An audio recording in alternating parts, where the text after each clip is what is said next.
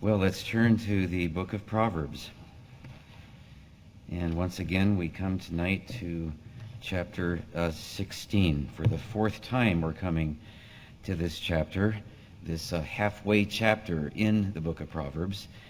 And we find here, really, as we've been seeing, that these are not just random assortments of wise sayings, because Solomon said in the book of Ecclesiastes that he, Solomon, who wrote Proverbs, in Ecclesiastes he says that he pondered, searched out, and arranged many proverbs. And in the Hebrew, that means a logical arrangement. And so we've been seeing these thematic arrangements of Proverbs as we've been going through each chapter.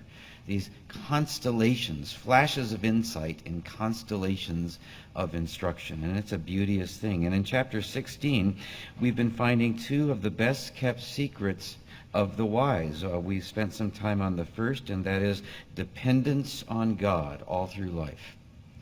We called it due diligence dependence. That's what Solomon talks about in a number of the Proverbs. Last week we started on the second main thematic grouping of Proverbs, and it has to do not with dependence on God, but on persuasiveness with men, and in particular on the power and the priority for the true Christian of sweet reasonableness. Not just of getting out there and stating our view like bulls in a china closet, irrespective of how it comes across. No, real believers have emotional intelligence and sweet reasonableness when it comes to the way we interact, not only with those who aren't Christians, but within our families and with our jobs, with our employers, which is Solomon's emphasis here. So persuasiveness with men, and in particular, sweet reasonableness. There were 12 verses on dependence, and now we find 15 verses on the tongue, almost half the chapter. They're clustered in three places, 13 to 16, verses 21 to 24, and then 27 to 29. So let's read them first, and then we'll unpack them more tonight. All these verses deal with the tongue, and there's an emphasis as we read through them on the way we talk in a way that is not cutting but kind. Starting in verse 13 of chapter 16, righteous lips are the delight of kings, and he who speaks right is loved. The fury of kings is like messengers of death, but a wise man will appease it, like Daniel did in what was read earlier, and we'll see that further. In the light of a king's face is life, and his favor is like a cloud with the spring rain. And Daniel curried the king's favor through his sweet reasonableness. Then down to verse 20. The wise in heart will be called understanding, and sweetness of speech increases persuasiveness. Understanding is a fountain of life to one who has it, but the discipline of fools is folly. Verse 23, the heart of the wise instructs his mouth. He doesn't just blurt out whatever comes to his emotions. The heart of the wise instructs his mouth and adds persuasiveness to his lips. It adds a kind of reasonableness to what he says. Verse 24, pleasant words are a honeycomb, sweet to the soul and healing to the bones. That's what our words can be like to people.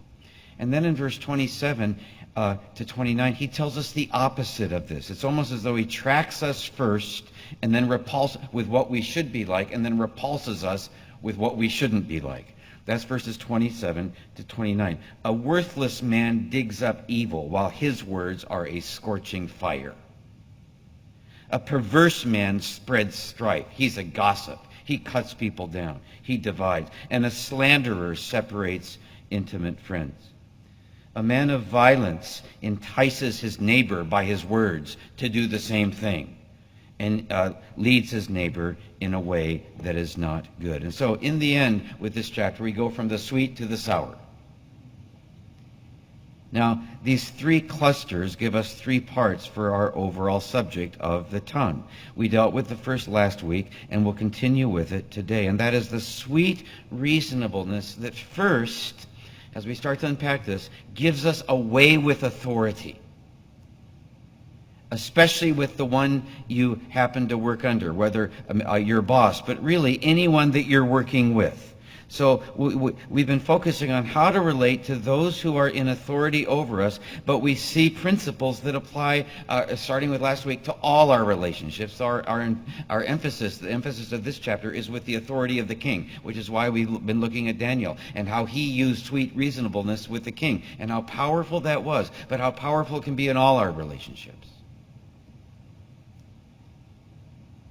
Now, Solomon focuses here on the highest earthly authority back then, and that was the king. He begins by instructing kings in chapter 16. And in doing that, he reminds the reader of our place of those who are over us in authority. You see this in verses 10 and 12. Verse 10, a divine decision is on the lips of the king. His mouth should not err in judgment. Verse 12, it is an abomination for kings to commit wickedness, for a throne is established on righteousness. We saw 2 weeks ago on Sunday morning that this applies to governing authorities in a powerful way. Their throne should be established on righteousness, on doing what is right. So these two verses instruct kings, but they also prepare us for what's to follow in the chapter. They set the context for Solomon's advice, who worked with kings back then, men like Daniel. And Daniel read this chapter many times, you can be sure. That is, the idea is you're working for one who God hasn't placed in authority over you, because he established that throne. So much so that divine decisions issue from the throne. Divine decisions are supposed to, anyway, issue from the governing authorities, though that doesn't always happen that way. And yet God has still placed them there for our good. That's the context. And the principle that we started highlighting last week was how we're to relate to authority, and in particular with the authority of a boss. That's kind of the way it might apply to us today. But because though none of us are employed by a king, a whole lot of us work for someone who God has placed in authority over us. Or we have grandkids or children who are working for a boss. And so this can give us wisdom as to how maybe to counsel them if they're having trouble with their boss. Here's some Solomonic advice that will give you a way with authority, a way that will help you in all your relationships. That's kind of the context of chapter 16. So, verse 13, righteous lips are the delight of kings, and he who speaks right is loved. Verse 14, the wrath of a king is as messengers of death, but a wise man will appease it. Verse 15, the light of a king's face is life, and his favor is like the cloud with the spring rain. And we read how Daniel had incurred the king's favor. And after reading this verse, he said, yeah, that's right. It's like life when you're in the king's favor. So how do you incur the king's favor? How do you do that? And then in verse 14, verse 16, Solomon commends the wisdom that can bring on the favor of your employer and much else. And when you get that favor in a good way, not by flattering them, but by being who you need to be according to the scripture with the one who's in authority over you, you end up saying, Proverbs 16:16, how much better it is to get wisdom than gold, and to get understanding is to be chosen above silver. It could get you a promotion or whatever. It's so important, our relationships with those in authority over us. Now, I've said many times that there's a whole world in each one of these proverbs, in every one of them. There's behind each proverb, or almost every one of them, he's commenting on, Solomon is, on a circumstance that he's encountered, on an experience, on a tale that he's condensing, on a judgment that he made and a lesson that he learned. He was the wisest man in the whole of Scripture. Everyone came to him for counsel and judgment. And with each of these proverbs, they're like the tip of an iceberg. There's a whole story or a tale in them. And that's what we've been seeing as we flesh this out. Nebuchadnezzar was a case in point. We looked at this last week in Daniel 2, and then in Daniel 1, where we'll pick it up in this week. We looked at Daniel's tactful honesty when he was told in Daniel chapter 1, if you remember the story, that's what we read last time, when he was told to eat unkosher food. by King Nebuchadnezzar. His tactful honesty. If you'll turn to Daniel 2, let's just look at it for a bit. And we'll spend a lot of time here tonight as we flesh out what sweet reasonableness means. Or it's in Daniel 1. Verse 11. The overseer came and told them what you're supposed to do. You're supposed to eat this unkosher food. And what did he say with righteous indignation? Oh, no, I will not. There's no way you're going to make me do that. Many Christians act that way, unfortunately, out there, and they turn people off to Christ. But Daniel said to the overseer, who was in authority over him, the commander of the officials that the king had appointed over them, he said, please test your servants for 10 days, and let us be given some vegetables to eat and water for food. Then let our appearance be observed in your presence, and the appearance of the youths who are eating it, eating the king's choice food, the unkosher food. And then deal with your servants according to what you see. That is according to what we look at afterwards. He found a compromise that would be acceptable to God and to the king and to the supervisor, without ever laying a guilt trip on the king or on the supervisor for eating such unkosher food, wagging his finger at them. In verse 12, he said, please. He said, please. The one who dared to be a Daniel said, please. Which means not only must we dare to be a Daniel, we must care to be a Daniel with kind words. He granted respect to whom respect is due, honor to whom honor is due, as we've been learning about it in Romans 13:7. Tactful honesty. What does it mean when the rubber meets the road? Where there's so much here. One, looking at Daniel's example, who fleshed out the teaching in Proverbs 16. One, he appealed honestly. He was upfront about it, that he'd rather not defile himself. Most men respect honest men. Men of noble candor. That he'd rather not defile himself when it's expressed in the right way. What way? Two, he appealed with courtesy. Please. Three, he appealed submissively. He asked permission. He used explicit terms of submission. Please test your servants. He was acknowledging their subservient relationship. Not a hint of insubordination, either in his word or in his spirit. Four, he appealed reasonably. He gave the man a chance. He gave the man a chance to see with his own eyes the validity of his position that kosher food is better because it's better for you and will look better. He didn't just shove it down his throat. Sometimes they just don't understand that God's way is best. So you need to be patient with people who you're explaining things to about Christianity or whatever. As God was with you when you formed your convictions, it took time probably. Could it be that their growth is as important as your issue, and that God has you there as much for softening people as for standing for principles? We've got to stand in the right way. And that was precisely God's plan with Nebuchadnezzar, who ended up praising the God of heaven, thanks to the way Daniel stood, who dared and cared to be a Daniel. 5, he appealed deferentially.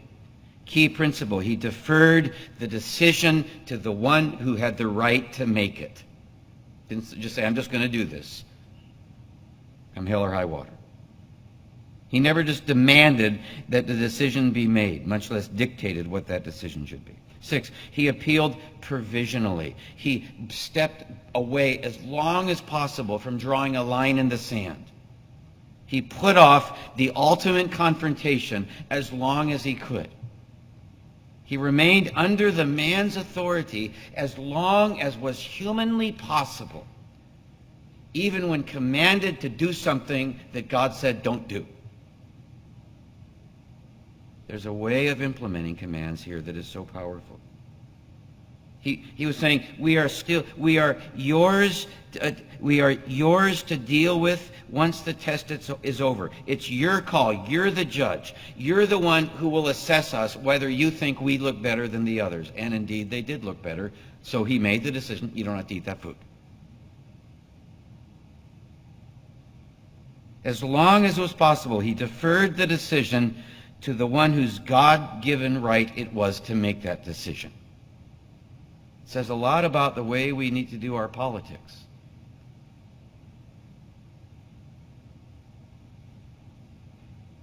Deal with your servants according to what you see, he said. Finally, he appealed compassionately. He appealed to the man's best interests. He cared to be a Daniel. All that Daniel said was an answer, putting it in context, to the supervisor's fear that he'd lose his head if they ate kosher food. He was really afraid. If they ended up looking unhealthy. So Daniel really listened to the supervisor's comeback, who said, this could be a real problem for me. And Daniel listened, and he came back with an answer that was custom-made to the supervisor's need. If what you're saying is true, it's best for them, whoever you're talking to, and they need to hear how it's best. You appeal then with a view to appeasing, in the best sense of that term. You appeal for what's right with a view to pacifying their flesh of the one who has in the power of the right to do it, with a view to attracting them rather than angering them.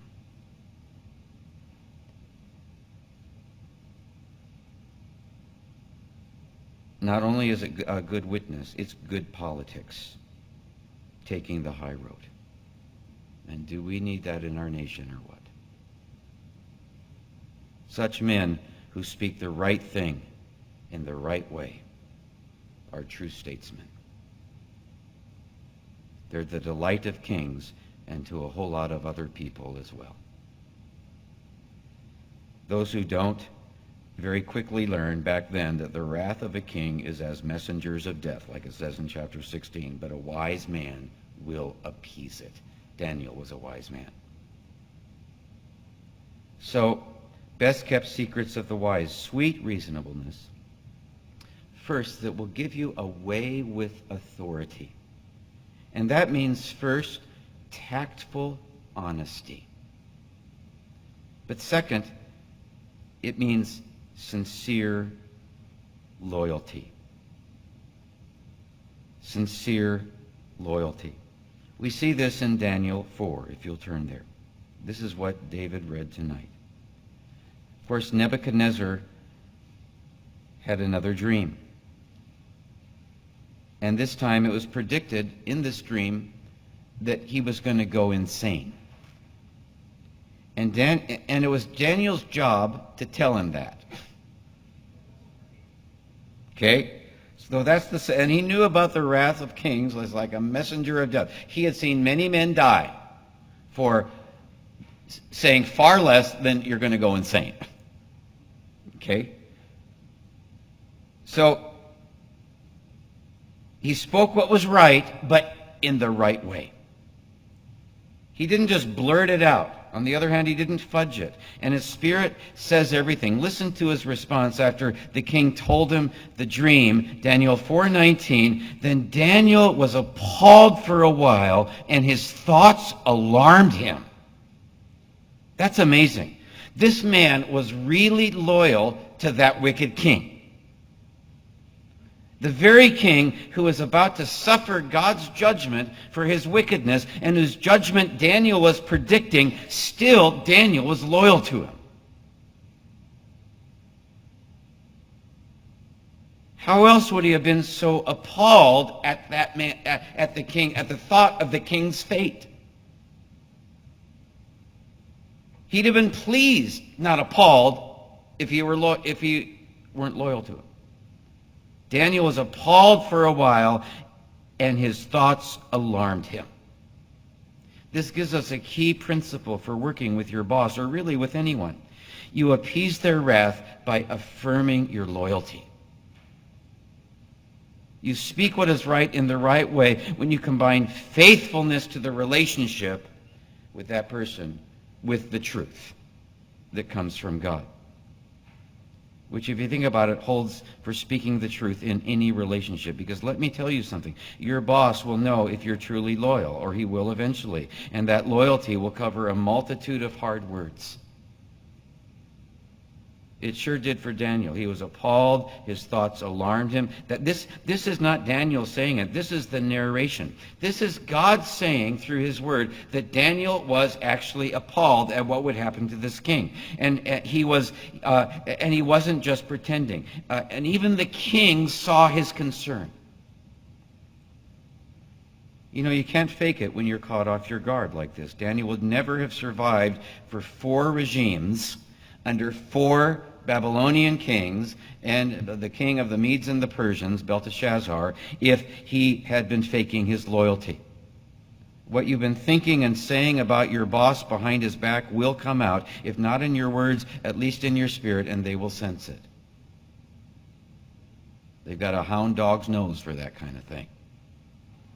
So in your heart of hearts, you'd better grant honor to whom honor is due, as Paul said in Romans 13, as we saw 2 weeks ago. Respect to whom respect is due, including your employer, as to the Lord.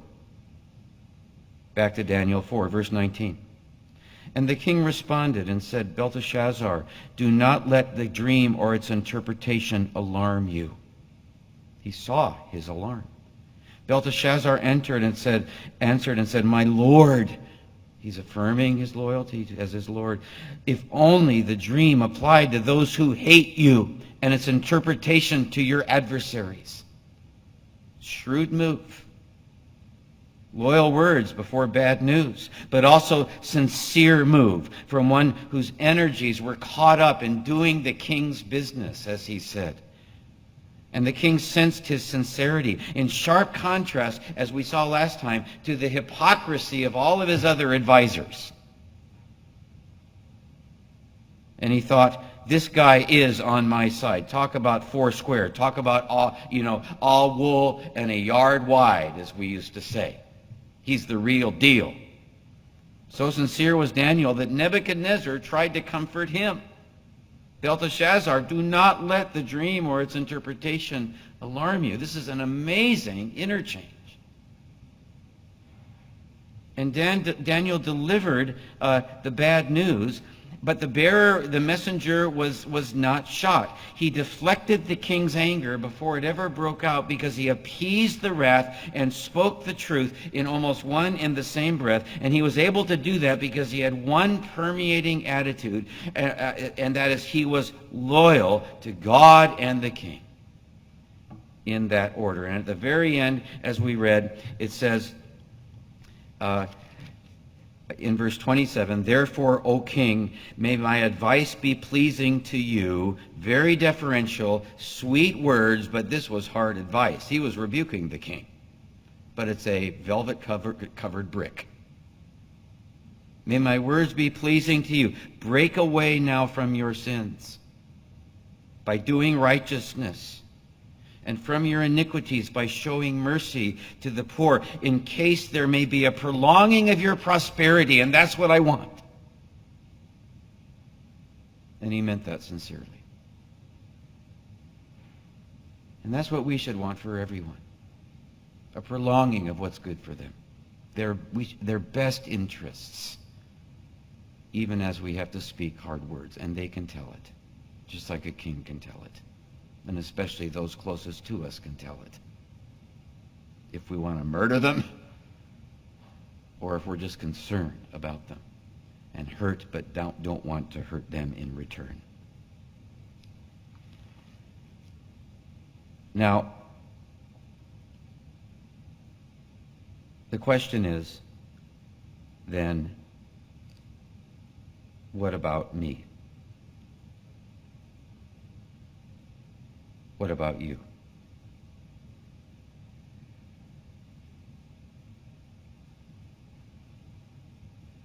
Daniel had a way with authority out of sincere loyalty and tactful honesty, a sweet reasonableness that came from the heart. What about me? He had what we call, again, as I said at the beginning, EQ, emotional intelligence, which will get you a long way in all your relationships. So, bottom line, as we close, question, how can I develop this? Got to be quick, our time is up, but let me just say this, 3 words, getting back to the first theme of this chapter, as we saw several weeks ago, 3 words, due diligence dependence. Due diligence dependence. And that means that you work as if everything depended on you to figure out what to say, and then you pray as if everything depended on God to give you what to say. Daniel prayed 3 times a day. We know that. You know, wouldn't you if you were in his shoes? Where do you think those words came from? He prayed 3 times a day. And he was in the Bible, in the book of Proverbs, where he found instruction for just these kinds of situations. That's how he did it. And that's how we can do it too. After he talked to Arioch, it says back in chapter 1 that he and his friends requested compassion from the God of heaven. They prayed. Daniel prayed hard, and Daniel worked hard at tactful honesty and sincere loyalty. He did it through due diligence dependence. The answer is really in verse 1 of this chapter, as we saw a few weeks ago. Proverbs chapter 16, verse 1. The ponderings of the heart belong to man. We have to ponder things out in life, not just what we say, but much else. But the answer from the tongue is from the Lord. He's got to intervene to give us the answers as well. And this happens fundamentally as we consecrate ourselves to him, as we give our lives to him in prayer. Lord, here I am, help me. I don't know what to do.